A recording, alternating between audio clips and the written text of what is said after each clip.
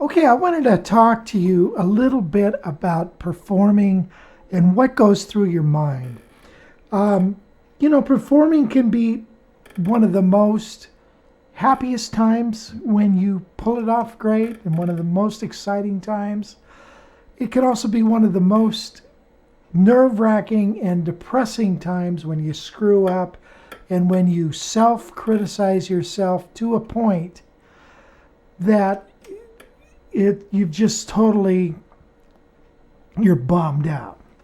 So I've dealt with this issue for a long, long time. And, you can practice your butt off on some things. And when you come to the gig, you screw it up. And sometimes you could play a nice little solo, but you make one or two mistakes and it ruins the whole solo. And it ruins the whole night for you. It's you're so critical of yourself that it sucks all the joy out of your playing. If that's ever happened to you, I want you to think about a few things for a minute. I've been toying with this thing, struggling with it for a long, long time. I remember playing a jazz solo and really being nervous about it with a group. And I just felt like there were eyes staring at me like crazy. And I'm looking down at my guitar, and then I look up and I realize nobody's even looking at me. It's me looking at myself. That's the problem, that I'm getting this feeling. And when we do that, we tense up and we screw things up. So we constantly have this chatter going on in our mind when we play. And usually it's the chatter of a critic. Oh man, oh crap, that sucks. Oh, here comes the hard part. Oh, I'm going to blow it. Oh, geez. Oh, I did, rarely do you give yourself a pat on the back. It's always you're just so down on yourself when you're playing.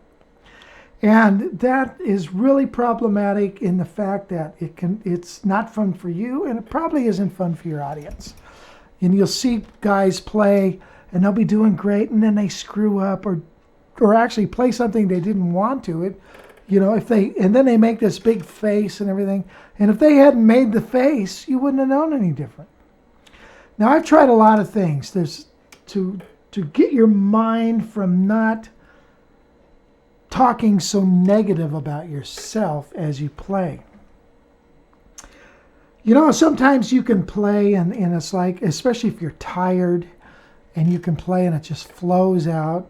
A lot of times if you drink enough, that'll help, but then your motor skills go down, or, people take drugs and that doesn't help either. You get in a state that it just doesn't work. The natural state is definitely what you want to be, but you want to be happy and joyful. And one of the things that I try doing is a lot of times, you have to think about something. There's no way your mind can think of nothing. Thinking of nothing, you're thinking of that.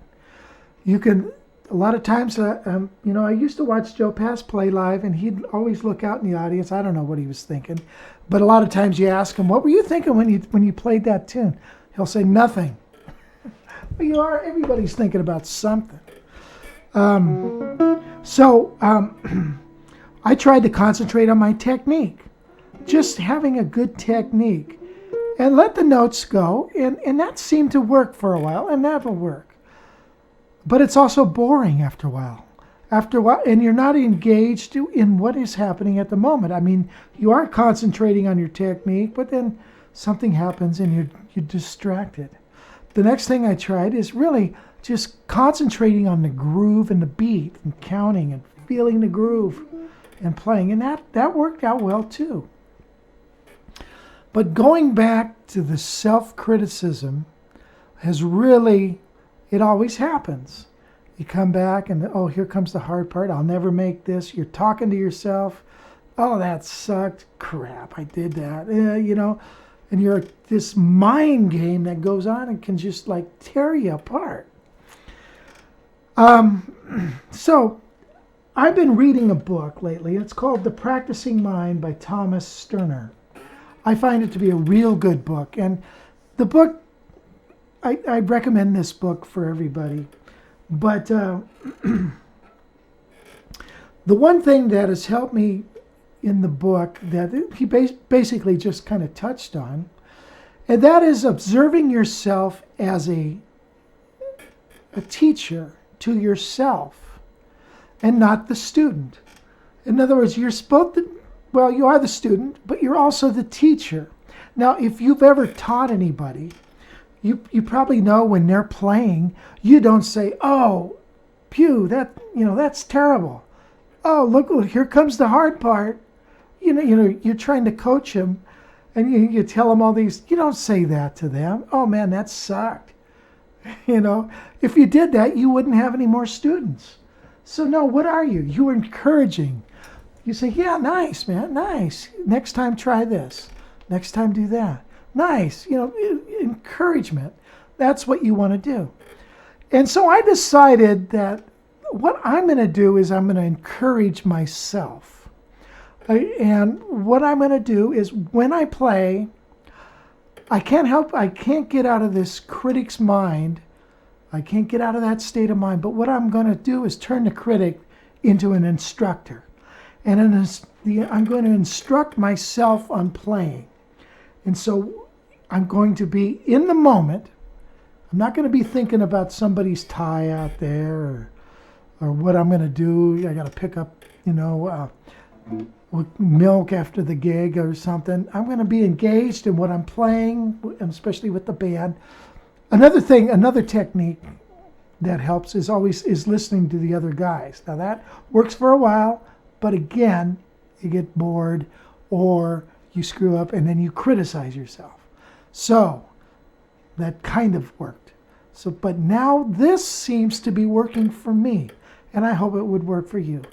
To have the attitude of a teacher to a student. You're both the teacher and the student. And when you play, I say to myself, "Nice." Encouraging words. I say, "Nice. That sounded nice. Yeah. Nice job. Oh, sweet. Good. See? Nice." If I mess up, I go, "Next time, watch that one." That's all I say to myself. Yes is a beautiful word. Yeah. Nice. Yes. Good. Pretty. Sweet. Chops. Yeah. Encouraging words. Get rid of the vocabulary of "crap, this sucks. I'm going to quit. Oh, geez, what am I doing?" Get rid of it.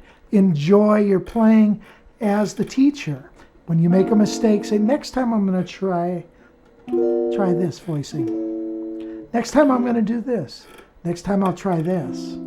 Okay? Next time I'll do that.